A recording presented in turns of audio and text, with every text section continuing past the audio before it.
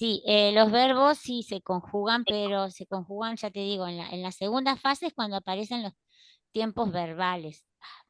Ujú. Eh, con el frío que hace yo con el pelo recogido, con razón. La nuca helada tenía. Bien, esto no sé, los compañeros de la clase pasada me habían dicho que les había resultado fácil entender. ¿Ustedes lo lograron comprender la diferencia entre una lengua y otra? Siempre estamos hablando de la lengua egipcia, ¿verdad? ¿Lo entendiste tú, Silvia, que estuviste faltando Sí, mucho? sí, sí, Ah, o que sea, era el sintético, era más cortito, y el analítico, el otro, el que ya se le incorporaba un ahí va, artículo y un verbo. Sí, entendí perfectamente. está. Gracias. O sea, Nosotros ahora no es que vamos a fueran, ir no es que a tuve, la, Susana, sí, que, Sofía, sí. ahora nosotros acá estamos volviendo a la sintética, Mm. porque todes es algunes, ya no decís algunas o algunos, decís o Mm. todas, o todos, ahora es todes, ¿viste cómo volver? Todo vuelve. No, pero eso no es una evolución del idioma, es una involución del idioma. Esto fue pasar de un idioma más simple en cuanto a su forma de escribir, no que fuera un idioma rico. Yo creo que la simpleza era de cómo transmitir las ideas, o cómo transmitir lo que fuera que se estuviera hablando, a un idioma más complejo con más palabras para poder ser utilizadas. Inclusive los tiempos verbales se utilizaban como en cualquier idioma, ¿verdad? Bien. eh, entonces, se habla también de que cada etapa, o sea, cada fase está subdividida a su vez en 3 etapas cada una, ¿está? Hay un micrófono abierto que está haciendo interferencia. ¿Sí, el mío? Puede ser, sí. Hay uno que está abierto que está haciendo mucha interferencia. El mío está abierto, pero estoy con el celular y la verdad que A ver, me, deja que me yo te silencio. Ahí va. ¿Está? Los silencio a todos porque hay. Está, ya está. Bueno, saben que pueden habilitarse el audio para hacer una pregunta. Bien. Las dos fases del idioma fueron extremadamente largas, ¿tá? Siempre tenemos que acordarnos de la cantidad de siglos que tuvo la civilización egipcia en su historia. Entonces, cualquiera de las dos fases fueron muy largas. Por lo tanto, para el estudio de cada una de ellas se subdivide a su vez en 3 etapas cada de estas fases. Las 3 primeras fases, o sea, las 3 etapas del egipcio de la primera fase, o sea, del idioma sintético, ¿tá? La primera fase o la primera etapa, algunos académicos la llaman la etapa cero, que se extiende desde el año 3300 hasta cuando aparecen los primeros testimonios escritos en el Valle del Nilo. ¿Tá? En esa época hasta el año 2700, que es el momento en que empieza el reino antiguo. O sea, desde que aparecen los primeros registros escritos hasta el reino antiguo, esa sería la etapa cero. En esta etapa vemos entonces las primeras signos de escritura, que son muy, muy pocos, la mayoría, yo mostré la clase pasada unas fotos, son etiquetas, ¿tá? O tablillas de marfil asociadas a alguna tumba, o sea, los testimonios escritos son muy pocos, pero revelan la lengua de aquel momento, ¿tá? Esta primera etapa, que sería la etapa número cero, entonces termina en el año 2700 cuando comienza el reino antiguo. Eh, la mayoría desestima esta etapa cero y hablan de la primera etapa de la lengua ¿está? Que sería entre el 2700 y el 2200, que coincide exactamente con el tiempo en que duró el reino antiguo, ¿está? O sea, esto es simplemente que algunos opinan que antes del reino antiguo hubo una etapa cero que coincidió con los primeros testimonios escritos allá por el 3300 antes de Cristo hasta el 2700, pero hay otros que dicen que no, que en realidad esa etapa no existe porque no hay registros escritos, ahí ya vamos mezclándolo con la escritura, ¿ven? Entonces dicen que en realidad existió una primera etapa que corresponde en el tiempo a lo que fue el reino antiguo, ¿está? En esta etapa, tanto que es llamada por cualquiera de las personas que estudian la lengua, primera etapa, algunos desestiman la etapa cero, pero están de acuerdo en la primera etapa. La primera etapa es cuando se redactan los primeros textos regios. Los textos regios quieren decir que son textos reales en realidad, ¿está? Tienen que ver con las familias reales, en realidad con los reyes o con las reinas. Es ahí cuando nosotros empezamos a ver mayor cantidad de textos porque comienzan a utilizar sobre todo la piedra para dejar las inscripciones, pero también el papiro. El papiro siempre fue utilizado.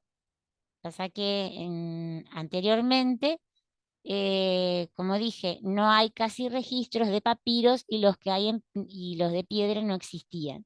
Sí en tablillas de marfil o en arcilla. Pero siempre con los caracteres que después vamos a conocer de los jeroglíficos, ¿tá? Con una escritura que evolucionó con el tiempo. A ver si lo tengo a mano, esa foto, déjenme ver. Esperen un segundo.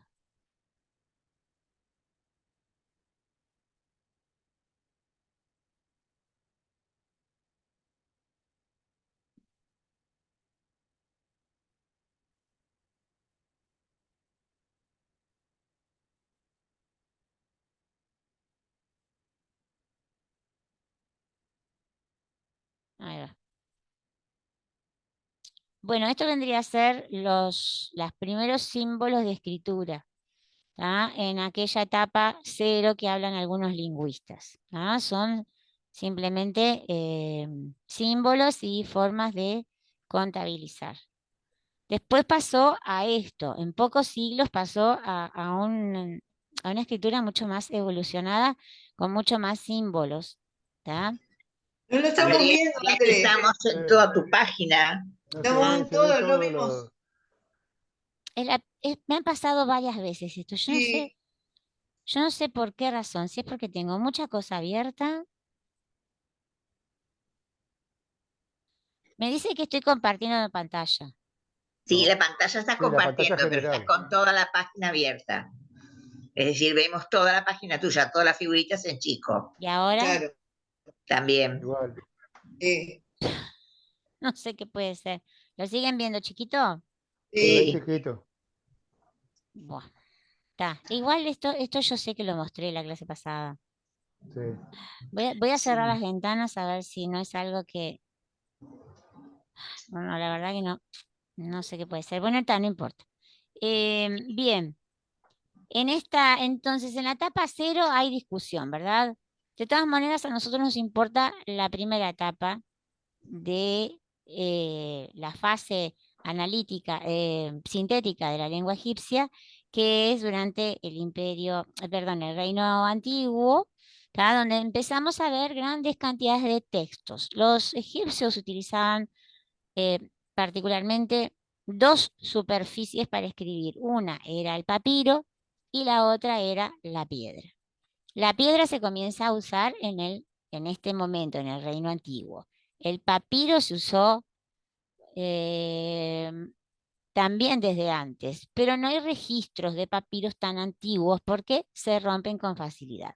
Por eso yo les quería mostrar las etiquetas de marfil para que vieran que ellos también utilizaron otro tipo de sustento para sus escrituras.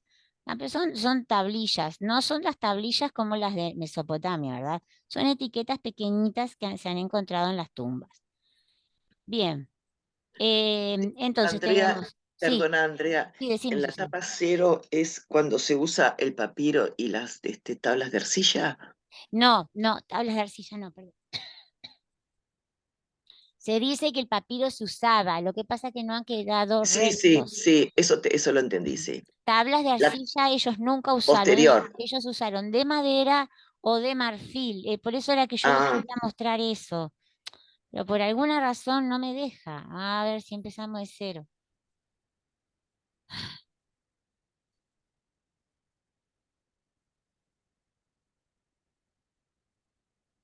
Ahora,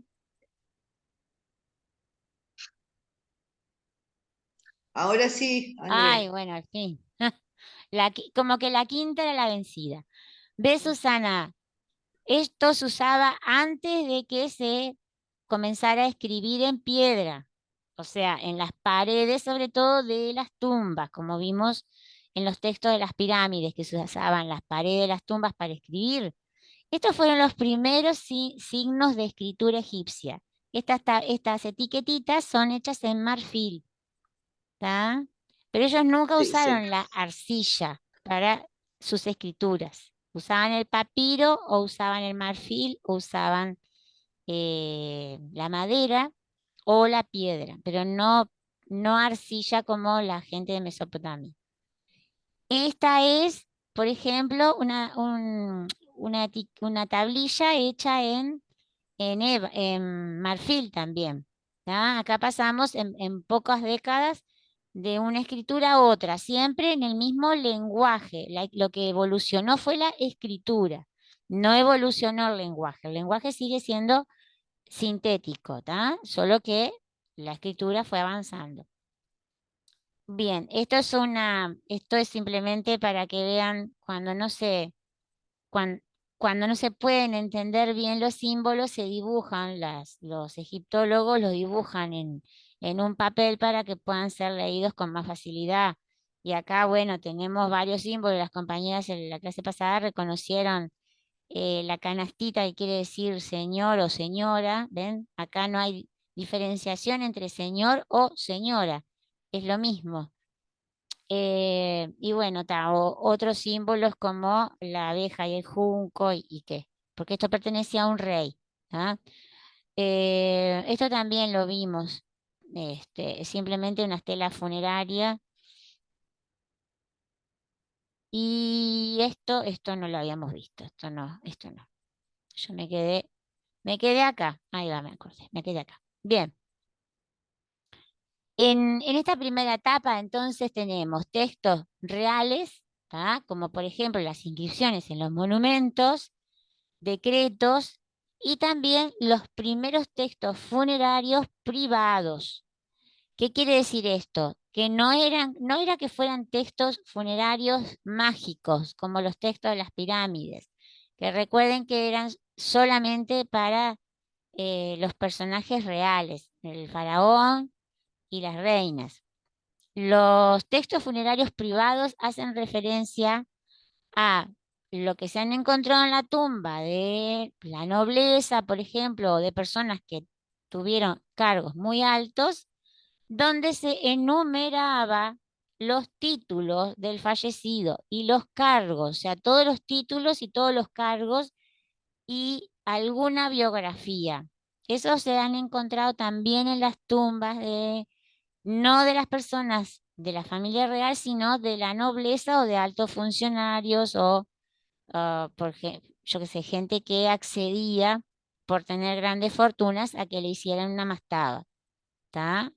Acuérdense que la pirámide era solamente tumba para los faraones. El resto se hacía enterrar en mastabas. Y dentro de esas mastabas es que encontraron estos textos donde enumeraban largamente los títulos, los cargos, una biografía muy elaborada de la persona fallecida o de las personas que estaban enterradas en esas mastabas, porque había mastabas donde se enterraban a las familias enteras. Eran como bien llamadas necrópolis. Las necrópolis significa ciudad de los muertos. Entonces, se utilizaba las paredes para poder escribir. ¿Tá? ¿Eso hay alguna pregunta? ¿No? ¿Nada? Nada. Tá. Bien. Las biografías, que no sirve de nada que yo les muestre, porque en realidad lo que vamos a ver son símbolos que no vamos a entender nada. Las biografías no eran demasiado reales. Yo no quiero dejar de compartir porque, pero bueno, está. Después trataremos de enganchar de vuelta. Las biografías no eran muy reales, digamos, eran un estereotipo, ¿verdad? Entonces, dentro de ese estereotipo se hablaba del fallecido, sobre todo haciendo hincapié a qué importancia había tenido en las vidas de sus súbditos, en el caso de que los hubiera tenido, o en la vida de los reyes. ¿Tá? Por ejemplo, decían que había sido un buen amo, ¿tá? Que se había preocupado por sus servidores, o que había sido un buen servidor del rey, que había servido al rey, yo qué sé, con, con lealtad, ¿tá? O sea, siempre eran alabanzas al muerto. ¿Está claro esto? ¿Sí? Tá. ¿Cómo andás, Sandra? Hola, Hola, andan ¿cómo andas? ¿Bien? bien. Bueno, me alegro. Y después tenemos los textos de las pirámides, que ya vimos en la clase pasada, que son los más importantes redactados en la lengua egipcia antigua. ¿Tá? Una lengua que después fue mantenida en el tiempo como lengua culta. O sea, por más que en el tiempo la lengua fue evolucionando, cuando hablamos de los textos escritos, la lengua del egipcio de la primera fase se mantuvo como lengua culta, ¿tá? Y se mantuvo entonces para algunas cosas, no se dejó de lado por completo. Sí se dejó de lado al hablarla, pero no al escribirla. ¿Tá? Bien. Una Eh, pregunta. ¿Y sí, la hablaban todos? sí, todo, sí. De los reyes, faraones, hasta el Sí, pueblo? sí, sí. Está, Sí, por eso hay que hacer diferenciación de la lengua hablada y la lengua escrita. No es lo mismo. está. ¿Tá? No es lo mismo la evolución que tuvo la lengua hablada a la evolución que tuvo la lengua escrita. Digo, no digo que la aprendan ni nada, pero hay una diferenciación. Bien, entonces recuerden, en esta primera etapa tenemos los textos de las pirámides, inscripciones en monumentos, decretos y textos funerarios privados, ¿tá? Que hacían alusión a la vida del muerto mediante una biografía más o menos redactada igual para todos, donde se hacía hincapié de que la persona como había sido en vida, pero siempre con alabanzas. ¿Tá? Eh, bien. Después tenemos una segunda etapa que se llama egipcio medio o clásico, que es la lengua en la que se escribió el famoso cuento de la historia de Sinué, ¿tá? Que yo hablé la clase pasada. La historia de Sinué está escrita en este egipcio medio y la lengua hablada se utilizó desde el año 2200 hasta el 1350, que abarca, para que tengan ustedes idea, desde el primer periodo intermedio, todo el Reino Medio, el segundo periodo intermedio y parte del Reino Nuevo hasta la dinastía número 18, de 2200 al 1350, o sea, casi 1000 años. ¿Tá? Esta evolución de la lengua egipcia tuvo casi 1000 años. La anterior habían sido unos 500 años nada más. Esta es el doble. Y les repito, a los egipcios les gustaba mucho cuando algo daba resultado, dejarlo inamovible. ¿tá? Estamos hablando de que durante 1000 años la lengua no tuvo variaciones. O sea, cuando nosotros en pocas generaciones tenemos un montón de palabras nuevas. Pero eso también se debe al tipo de lengua, ¿verdad? Una lengua sintética. Por eso no tenía casi variaciones, igual que el latín, que no tuvo grandes variaciones durante muchísimo tiempo. Bien. En esta segunda etapa de la lengua, en esta nueva modalidad lingüística, se relataron textos que tienen que ver con el inframundo, como por ejemplo el texto de los ataúdes. A ver, ahora, no, ahora nada. Hoy tengo la garganta horrible. No, a ver, ahora.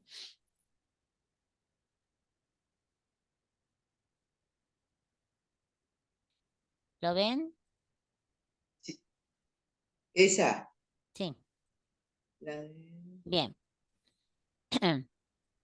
Esta nueva etapa, digamos, ¿ven la foto en grande? Sí, Está. eh, Esta nueva etapa o esta nueva modalidad lingüística, ¿tá? Desde el punto de vista de la cultura,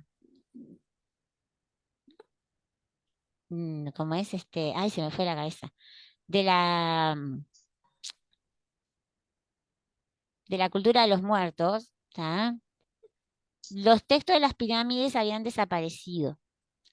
Ellos se usaron durante la mayoría del reino antiguo, parte del primer periodo intermedio, pero después se dejaron de usar, porque se dejaron de utilizar las pirámides como tumbas o no se han encontrado más antiguos. Recuerden que los textos de las pirámides se vieron en las tumbas de, de algunos reyes de la dinastía 6,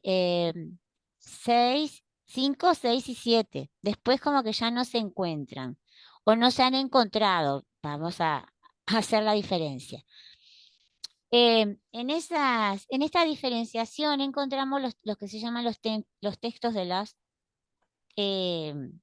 ataúdes, que están dentro de los ataúdes, dentro y fuera. Y acá tenemos un ejemplo de un pedazo de un ataúd, en realidad no está entero, pero es el que mejor se veía de las fotos que yo busqué, y son fórmulas mágicas, ¿tá? Siempre que estamos hablando de los difuntos, estamos hablando de más o menos el mismo tipo de texto. Son fórmulas mágicas para ayudar al muerto a hacer el camino hacia el más allá, ¿tá?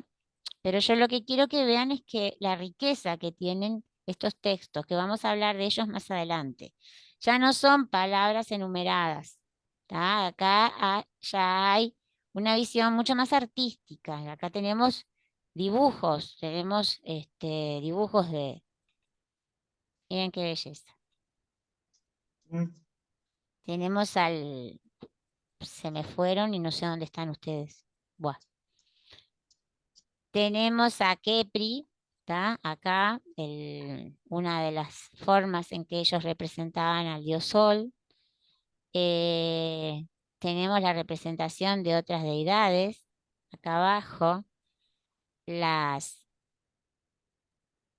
cobras. Acá. mm, Acá tenemos al difunto, pero acá ya tenemos otros elementos como el Ba. ¿Ven? mm, La parte espiritual, una de las partes espirituales del difunto. Acá tenemos otra deidad con cabeza de serpiente sentada en un trono. Y el texto propiamente dicho es lo que va escrito entre medio de estos cuadros, digamos, de dibujos, que todos tienen su simbología, ¿tá? Pero vemos cómo evolucionó eh, la decoración, digamos, de... Ah, no, esta foto todavía no. Entonces, ¿Qué ustedes tintas usaban para las figuras? lo ¿Quién que es, sabían, no? lo que es, Sandra, ¿Qué tintas usarían? Mm, Mira, ellos usaban una tinta para cuando escribían en los papiros, pero cuando ya era otro tipo de arte, como este que estamos viendo, utilizaban tintas de diferente, obviamente con diferente coloración y diferente hechos, o sea, no estaban todas hechas de la misma manera. Cuando lo hacían en piedra, simplemente tallaban en la piedra y después le daban color. También dibujaban en la piedra. ¿Tá? Cuando hacían dibujos en las piedras llevaban todo un trabajo previo, como quien prepara un lienzo para que quedara todo esto que ustedes ven bien perfecto delineado y fueran todas las figuras idénticas una con la otra. Pero esto es en madera, ¿tá? Son ataúdes de madera, no son ataúdes de piedra. Y se me perdieron, ustedes podrán creer que no los veo, no sé qué pasó, no sé qué toqué, que no los veo. Bueno, está, en fin. Últimamente pasa mucho, ¿sabes? Porque cuando compartís pantalla desaparece todo. Ah, buenísimo. Es la primera vez que me pasaba. Bueno, además de los textos de los ataúdes, comienzan a aparecer en este egipcio medio o clásico textos áulicos. Los textos áulicos son textos utilizados en las aulas, o sea, textos de estudio, diríamos nosotros, ¿verdad? De donde estudiaban las personas que podían acceder a una educación más refinada que no solo la de saber leer y escribir, ¿verdad? La mayoría eran sacerdotes que podían acceder a estos textos, pero también había escuelas donde se le enseñaba a los niños que demostraban ciertas inquietudes o habilidades para poder de grandes ser médicos, por ejemplo, ¿tá? O grandes artesanos, ellos podían acceder a este tipo de textos, textos de aula, o sea, de estudio. ¿Tá? Después, este tipo de textos que se escribieron durante esta época son las inscripciones reales, como hemos visto anteriormente, no ya tanto en las tumbas, no solamente, perdón, en las tumbas, sino también en los templos y los primeros textos literarios. Desde Sinué, que es uno de los más importantes, en esta etapa comienzan a aparecer textos literarios, literatura tipo historias, como conocemos nosotros, o cuentos, y también una literatura que se llama sapiencial. Esperen un segundo porque esto de no verlos me pone de mal humor. Ahí va. La literatura sapiensal son instrucciones morales de la vida y del comportamiento que normalmente le daba un padre a su hijo. Y esto aparece por primera vez en la historia de la literatura egipcia, o sea, junto con la narrativa, como diríamos nosotros actualmente, aparecen textos de literatura sapiencial. ¿Tá? Y la más importante se conoce como las instrucciones de Amenemhat. Amenemhat fue un faraón y hay un texto que se le atribuye a él de instrucciones hacia su hijo, o sea, cómo comportarse moralmente durante la vida, sobre todo cuando fuera rey. Y además de la historia de Sinué, tenemos otros cuentos, como por ejemplo el cuento del náufrago, ¿tá?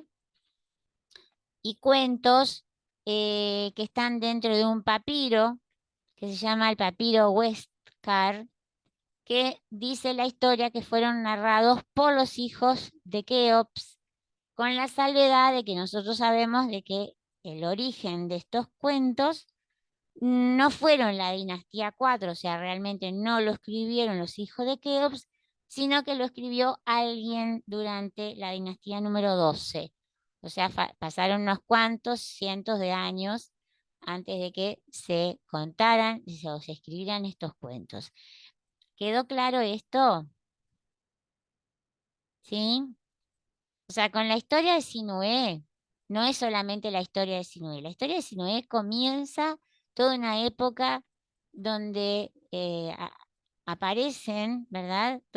Obras literarias egipcias. La más importante es el cuento de Sinué, pero hay otros textos, como el que yo les dije, que se llamaba Las instrucciones de Amenemhat, que es un texto moral, ¿tá? Y otros, Texto Semenempá, hay un mandato que dice, guárdate de robar a un desdichado y de enfadarte con el débil. esa- exactamente. ¿Dónde lo leíste eso, Ilia? Lo leí, lo leí, se citaba este libro Sí. en dos tomos que se titula La arqueología de la Biblia. Ah, mira, interesante. Sí, ¿Cómo son, decía el mandato? ¿Cómo decía? Guárdate. está muy bueno. Repetíselo a Sandra, Ilia. Guárdate de robar a un desdichado y de enfadarte con el débil. Mira, Hay cosas muy similares a los mandamientos de la Biblia, porque en realidad son instrucciones morales, ¿verdad? O sea, son consejos de un padre a su hijo de cómo comportarse en la vida de forma dentro de lo que estaba bien. O sea, y eso que dijo Elia está exacto. Están buenos de leer. O sea, interesante por el hecho de que lo podemos comparar con otras religiones geográficamente cercanas, ¿verdad? Bien. Y los cuentos mágicos del papiro Westcard, que yo les decía, que se supone, o sea, están firmados por los hijos de Keops. Son cuentos mágicos, ¿tá? No pude leer mucho más sobre ellos, no sé si en internet hay alguna información, pero no los escribieron los hijos de Keops, fueron escritos en la dinastía 12, o sea, en el Reino Medio, bastante tiempo después. Bien, después de esta segunda etapa, existe la tercera etapa, la última, ¿tá? Que es el llamado Egipto de tradición y que se extiende cronológicamente entre el año 1350 hasta el año 400 después de Cristo. ¿Ah? Se trata en realidad del mismo egipcio anterior, pero utilizado no ya como lengua coloquial, o sea, la lengua hablada o la lengua escrita, sino como lengua escrita solamente reservada a los textos sagrados, funerarios o a los textos de aula, o sea, de estudio más elevados. ¿Ah? Esta forma, o sea, o este egipcio, esta lengua, que se le llama la lengua de tradición, ¿ah? Ya en sus últimas instancias, digamos, ya no era una lengua hablada ni una lengua escrita habitual, sino estaba reservada para las cosas más importantes. Textos sagrados, funerarios o textos de estudio, pero estudios elevados, o sea, cosas mucho más específicas. Bien. Acá ponen como ejemplo el texto del libro de la salida al día o el libro de los muertos, que ya hablamos de él, que era la otra foto que yo les estaba mostrando. Y ahora vamos a cruzar los dedos para que salga.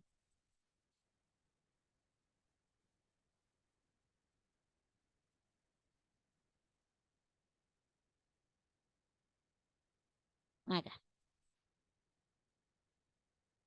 Bueno, yo espero que lo vean. Este es un papiro. ¿Tá? El otro era un ataúd. Esto es un papiro. ¿Tá? Acá vemos el libro de los muertos en uno de los papiros mejor conservados, que creo que es el papiro de Ani, que está casi en su totalidad. Lo encontraron casi entero, con todo, em, con todo lo que relata el libro de los muertos, con todas las fórmulas que se especifican en el libro de los muertos, que el verdadero nombre es el libro de la salida al día, ¿tá? Que es más o menos lo mismo de todos los textos funerarios que hablamos hasta ahora. O sea, son fórmulas mágicas, ¿tá? Para ayudar a que el difunto haga su viaje hacia el más allá. Sin embargo, este libro, el libro de los muertos, es el libro más importante del Reino Nuevo, ¿tá? Es los textos funerarios más importantes del Reino Nuevo. Aunque también durante el Reino Nuevo se escribieron otros textos funerarios muy importantes, como por ejemplo el libro del Amduat, que creo que tengo imagen, sí. Este es el libro del Amduat. Fíjense las diferencias entre uno y otros, pero en realidad el contenido difiere, obviamente, porque son cosas distintas, pero fueron escritos en la misma época, ¿verdad? Simplemente que unos estaban de moda. Para determinadas personas les gustaba más poseer un papiro con el libro de los muertos y otras, como por ejemplo algunos faraones, se hacían escribir en sus tumbas estos otros libros. ¿Tá? Este es el libro del Amduat. ¿Se acuerdan lo que era la Duat? ¿Están ahí todavía? Oh. Estamos todos. Yo dije, tácate, como no lo veo. El Aduat era el inframundo. Y acá lo que ven, fíjense, son todos estos recuadros con diferentes diseños que va contando qué es lo que pasa hora a hora, o sea, durante las 12 horas de la noche y las 12 horas del día, con el viaje del sol en el firmamento. Es muy complejo esto, ¿tá? Lo voy a dejar por acá porque es como, esto es para ser tratado un día específico. Así como vimos los textos de las pirámides, estos textos funerarios necesitan, o sea, su tiempo para ser explicados porque son muy complejos. Esto está en la pared de una tumba, ¿tá? Del Imperio Nuevo, o sea, en un hipogeo. Ya no es pirámide, es un hipogeo. Está excavado en la roca y el rey se mandó escribir el libro en las paredes. Y después el otro libro que se utilizó mucho fue el libro de las puertas. Acá lo vemos en un papiro y se llama el libro de las puertas porque hay una serie de deidades debajo de diferentes puertas. ¿Ven? Acá hay tres. Acá primero están los que están enterrados en la tumba, ¿verdad? Y acá, bueno, están haciendo toda una cantidad de fórmulas, todo esto escrito. Ven que no dejaron ni un solo pedacito sin escribir. Y cada tanto encontramos una puerta con diferentes deidades. Acá tenemos tres, pero acá hay una sola, acá hay otra sola. O sea, acá está algunos que los ubicamos, como por ejemplo Horus. Y esto tiene que ver todo con reconocer a los dioses, y bueno, es bastante dificultoso para nosotros de entender. Mismo para los egipcios era muy difícil de recordar, por eso necesitaban, pucha, y esto ahora. Por eso necesitaban tener todas estas cosas por escrito, porque para ellos era súper complejo. No podían retener todo eso en la memoria, entonces tenían la necesidad de que lo pudieran leer en su tumba después de fallecidos. Bien.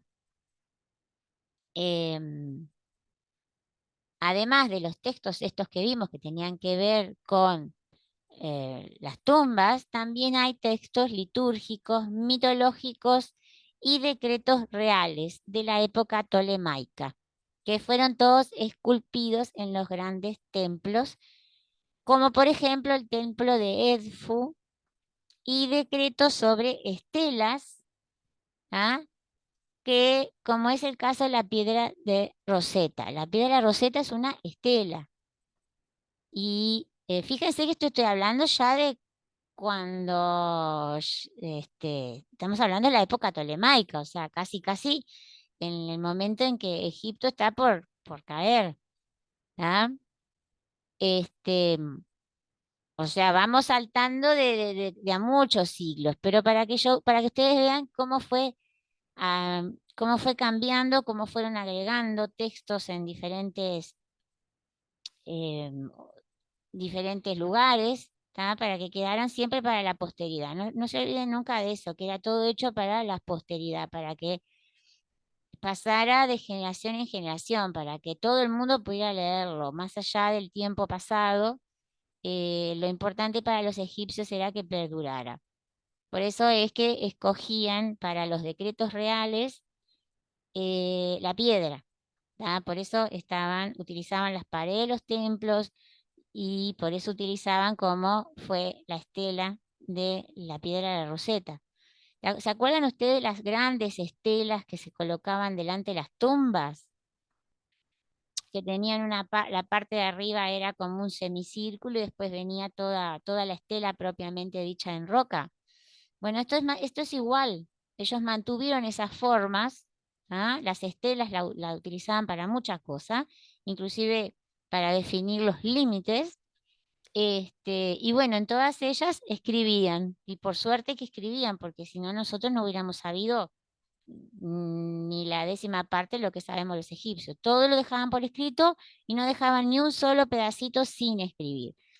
Y la piedra de la Roseta, como ustedes saben, fue lo que dio paso a descifrar la escritura jeroglífica porque estaba escrito en griego antiguo, en egipcio, o sea, en jeroglíficos, en demótico, que es otro tipo de escritura egipcia, y en griego, que fue lo que permitió que se pudiera entender, descifrar la lengua de ellos. ¿Tá? Bien. Eso no sé si quedó claro, si es muy complejo las fases. Yo pienso que cuando ustedes lo lean se van a dar cuenta de otra cosa, que se superponen, ¿tá? Que no se dejó de usar un tipo de lenguaje en pro de otro, o sea, se fueron superponiendo en realidad, porque cuando después nosotros hablamos de la segunda fase, o sea, de la otra manera de escribir o de hablar del egipcio, que también se divide en 3 etapas, ¿tá? La primera etapa, que se llama el neoegipcio, coincide con el, eh, el egipcio medio o clásico. ¿Tá? Coincide en la misma época, porque se extiende desde el 1350 al 650 antes de Cristo. O sea que coincidieron las dos maneras de hablar y de expresarse. ¿Tá? En este neoegipcio o nuevo egipcio, es una lengua hablada y escrita, pero no en los textos sagrados. Por eso yo les dije a ustedes que ciertas formas del lenguaje quedaron escritos para solamente algún tipo de textos como los textos sagrados. Parece ser confuso esto, pero estoy segura que yo después cuando le pase todo esto y los lean ustedes no les va a suceder tan confuso. Bien. Ay. Hoy le pasa algo a la computadora, me están apareciendo cosas rarísimas. Bien, no importa. Entonces, tenemos este neoegipcio, ¿tá? Que es una lengua hablada y escrita, excepto para los textos sagrados, y que fue utilizada en concreto durante lo que se llama la época ramésida, ¿tá? O sea, cuando gobernaron los Ramsés, que comienza con Ramsés I, después Seti I, después Ramsés II y así sucesivamente hasta Ramsés VI y VII, si no me equivoco, o hay hasta un noveno, sí, hay un Ramsés 9 también, pero ahí ya en la decadencia del Imperio Nuevo, cuando comienza lo que se llama el tercer periodo intermedio. ¿tá? O sea, ya en la decadencia propiamente dicha de la civilización egipcia. Este neo-egipcio no se utilizó mucho, ¿tá? Y fue una modalidad lingüística donde no encontramos literatura propiamente dicha, sino que encontramos textos que se estudiaban en las aulas, en las escuelas, como por ejemplo el famoso poema de Kadesh. El poema de Kadesh narra la batalla de Ramsés II con los hititas, o sea, de la batalla de Kadesh. Y también hay un poema que narra la guerra entre Ramsés III y los pueblos del mar. ¿Tá? El único caso de literatura propiamente dicha son unos cuentos que se conocen como los cuentos de los dos hermanos. Pero son, son cuentos, pero también tienen literatura de, ¿cómo les puedo decir? No, si les digo el nombre no se van a acordar. Encierran enseñanzas, ¿tá? Son como las fábulas, digamos. ¿Tá? Estos cuentos son parecidos a las fábulas que no me pregunten si eran para niños o para adultos, porque no se sabe para quién eran que habían sido escritos. Pero eran una especie de fábulas, se llaman los cuentos de los dos hermanos. Bien, la segunda fase de este nuevo Egipto o de la nueva lengua es el demótico, ¿tá? La lengua, la escritura demótica. Nosotros tenemos los jeroglíficos y después tenemos el demótico. El demótico que vamos a ver si una foto ahora.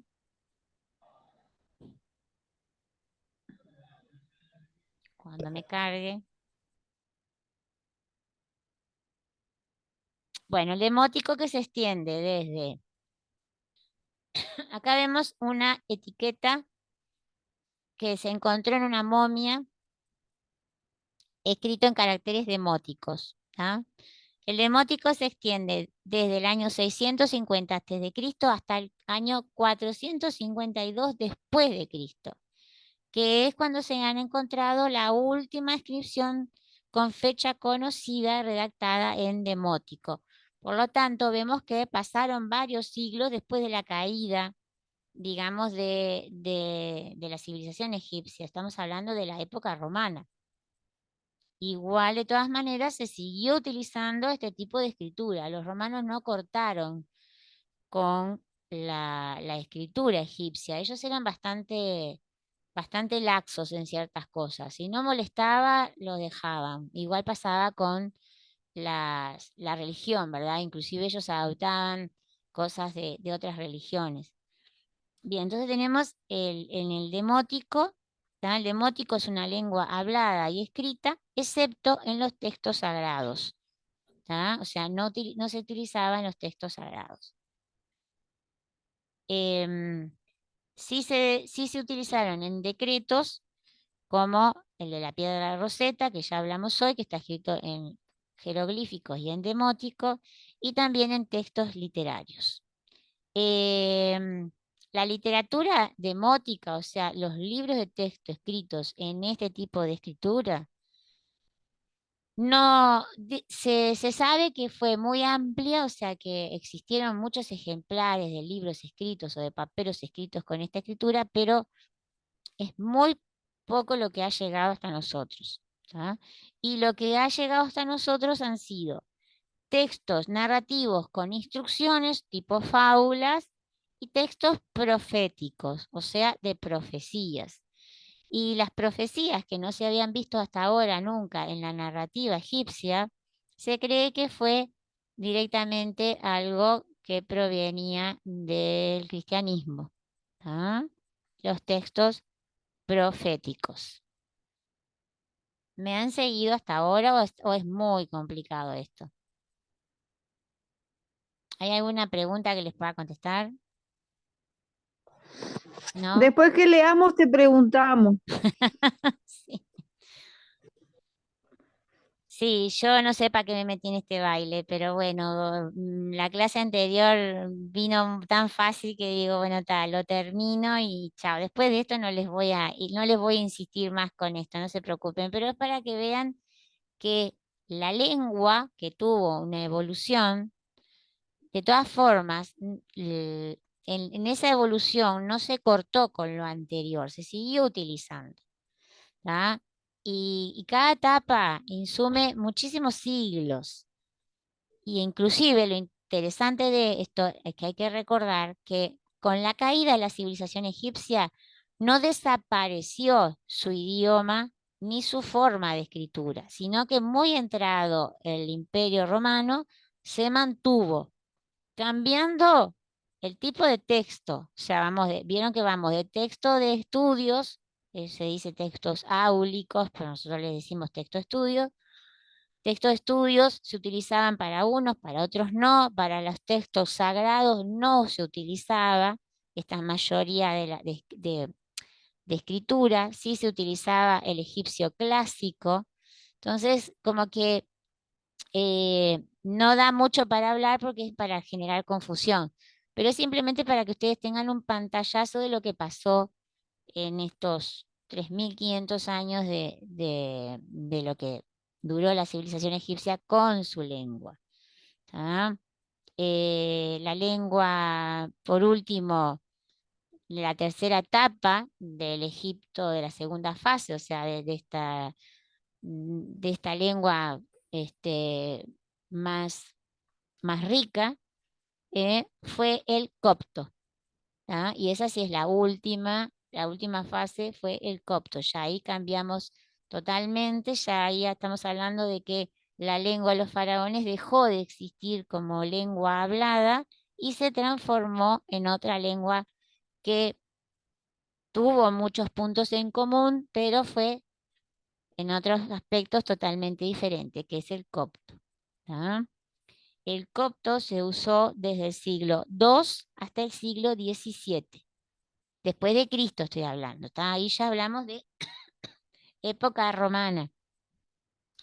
Entre el siglo I y III, Egipto se cristianizó, como pasó con casi todas las regiones del Imperio Romano. Estamos hablando del siglo I después de Cristo y el siglo III. Y la literatura copta, ¿tá? Es fundamentalmente una literatura gnóstica y cristiana. Ustedes saben que el cristianismo y el gnosticismo son cosas totalmente diferentes, por lo tanto lo que podemos decir es que la literatura copta es religiosa. Acá no vamos a encontrar cuentos, no vamos a encontrar fábulas, no vamos a encontrar textos funerarios, ni decretos, ni nada. Lo que vamos a encontrar son literatura que tiene que ver con la religión, tanto el cristianismo como el gnosticismo. ¿Quedó claro esto? Porque se habla mucho del copto, pero se sabe poco en realidad. O sea, sí se sabe que fue la última lengua o la última etapa de la lengua de los faraones, pero no se sabe exactamente en qué fue utilizada en escritura y eso. Bien, los textos gnósticos más conocidos se llaman los manuscritos de Nag Hammadi y se fecharon entre los siglos III y IV después de Cristo. De eso sí tengo fotografía. Primero voy a compartir de vuelta. Parece que es más fácil hacer así que ir a las fotos en chiquito. Bueno, recuerden que esto es demótico, ¿tá? Esto se encontró en una momia. Pero ahora vamos a ver el copto. Fíjense, no tiene nada que ver. Tiene más una similitud con algunas letras griegas que con lo que fue el lenguaje de los faraones. Por más que haya sido el heredero inmediato, ya es otra cosa, no tiene nada que ver ni con el lenguaje escrito ni con el lenguaje hablado. Los caracteres, como les dije, son muy similares a los griegos, ¿tá? Y acá vemos una una tabla de madera escrita escrita en copto. No tengo ni idea qué dice, ¿tá? Simplemente para que ustedes vean cómo se escribía.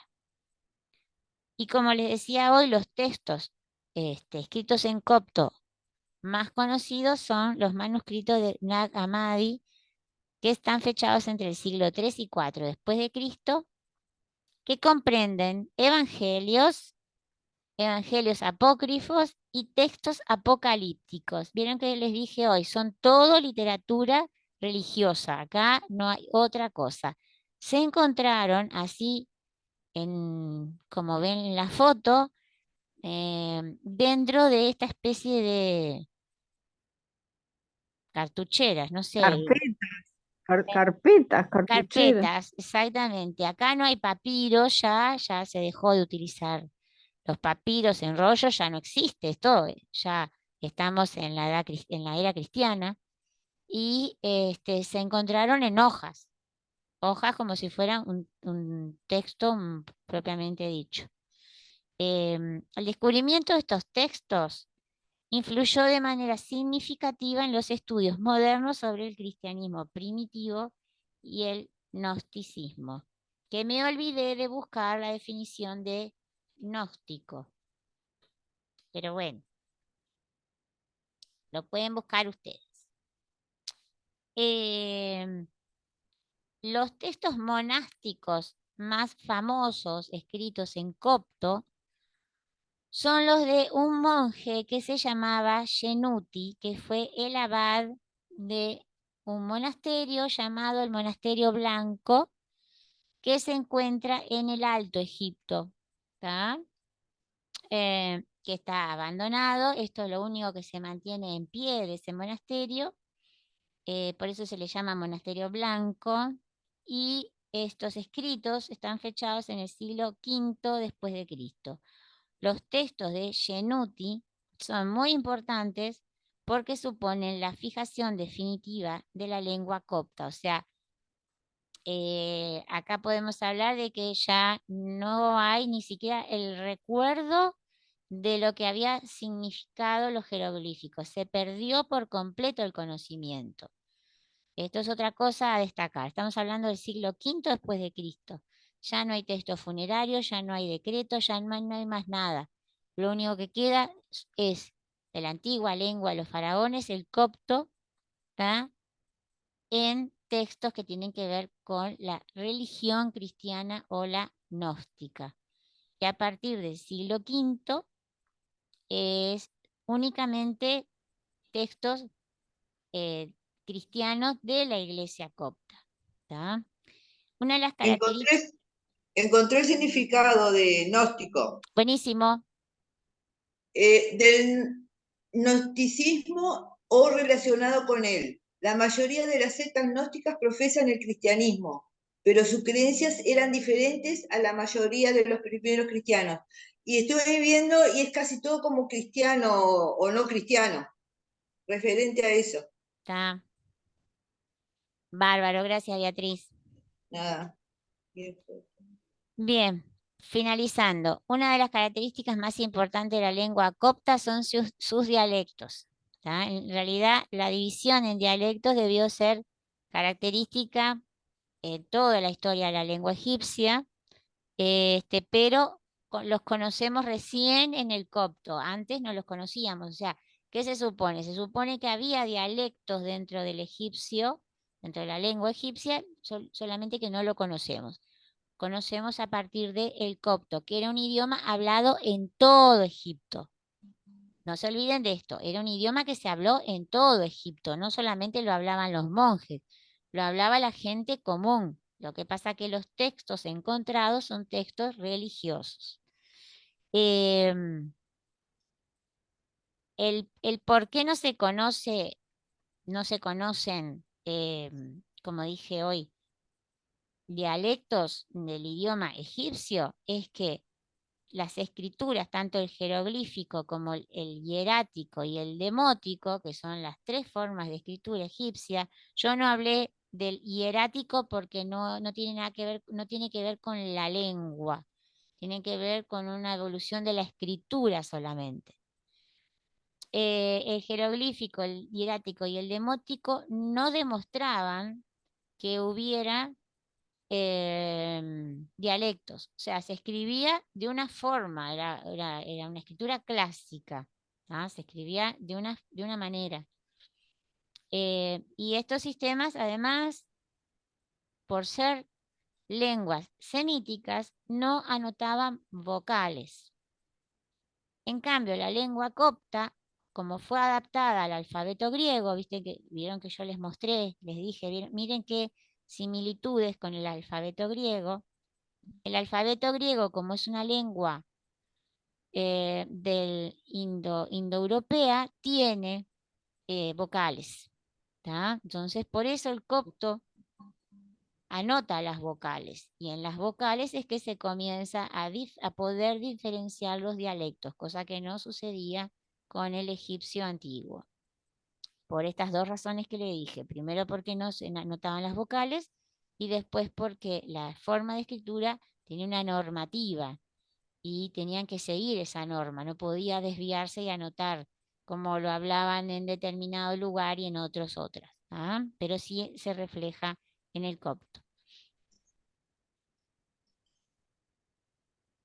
Y acá no tengo más nada, así que ahora sí, dejamos de compartir.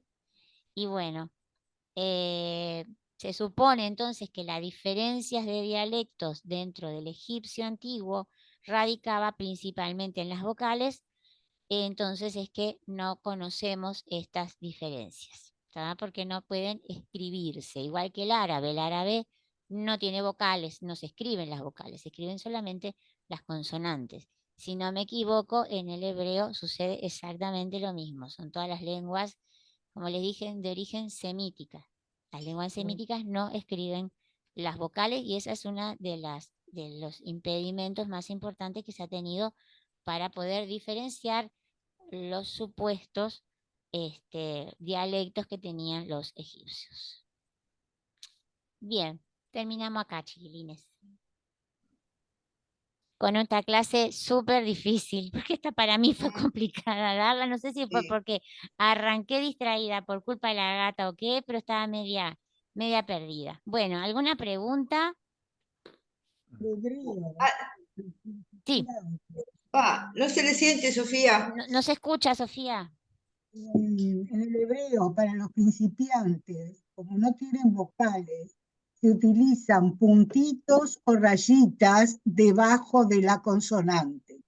Muy bien. Y más adelante se sacan y bueno, se lee como Muy bien. Muchas gracias. Gracias, Sofía. Muchas gracias. Una Bueno, pregunta. sí, ¿Nos decime. vemos lunes 19? Y por mí no hay drama, pero no sé si 1 hora y media. Está. ¿Ah? ¿Quieren hacer clase el lunes 19? Yo no tengo problema, no sé. No tengo problema. ¿No tenés problema? Yo aviso a directiva No, que no, las... yo no quiero. ¿No querés? Yo no quiero. Me parece bárbaro que no quieras. ¿No vas a entrar?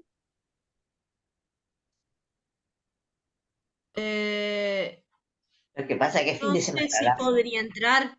Ah, ¿por qué fin de semana largo? Sí, fui más largo. Claro.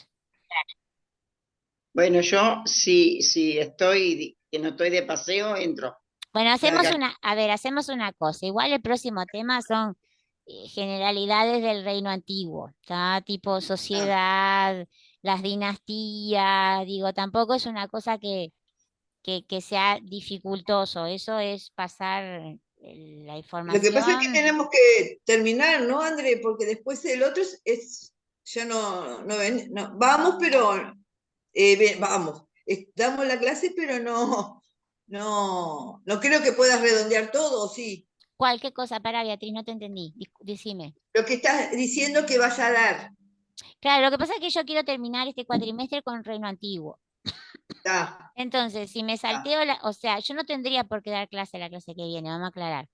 Sí, por eso Pero preguntaba. aunque sea un rato, para hablar de las generalidades de lo que fue el reino antiguo, como dije, las dinastías más importantes, los reyes más importantes de la sociedad, y que y ya terminar este cuatrimestre con eso. Así el cuatrimestre Ah. próximo empiezo con el primer periodo intermedio, pero yo quiero terminar con esto.